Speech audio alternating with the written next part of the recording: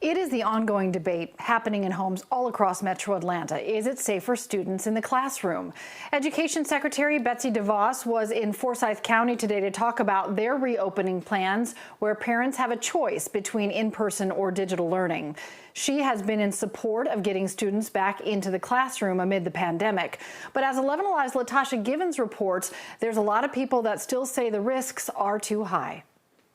Secretary DeVos was welcomed with open arms to the Forsyth County School District. She even checked on a few teachers and classrooms while she was here, but she was also met with opposition from a former school nurse who insists in-person learning should not be happening in Georgia right now. The Forsyth County School District sent us these video clips of Secretary Betsy DeVos's arrival.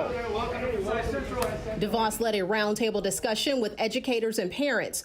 The secretary has been a major voice in support of schools having in-person learning, one option Forsyth County Schools has in place, coupled with the option for virtual coursework. While these talks were taking place in Forsyth, there were other discussions happening in other counties around the state. I really don't think she has a right to even be here, considering that she was part of the problem.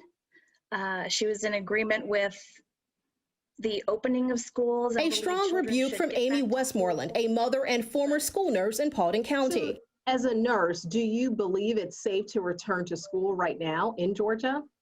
No, absolutely not. Westmoreland says she resigned as a school nurse because she was concerned about student and staff safety. She even referenced these now infamous pictures of crowded hallways during the first week of school. When they decided to open schools back up, it was just horrifying to me. And then, those pictures circulated, and it kind of confirmed my worst fears in terms of seeing those children so close to one another. But DeVos insists the best place for students right now is in the classroom, like the one she visited at Forsyth Central High School.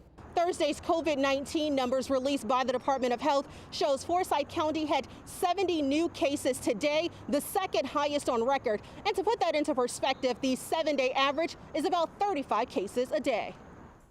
Let's take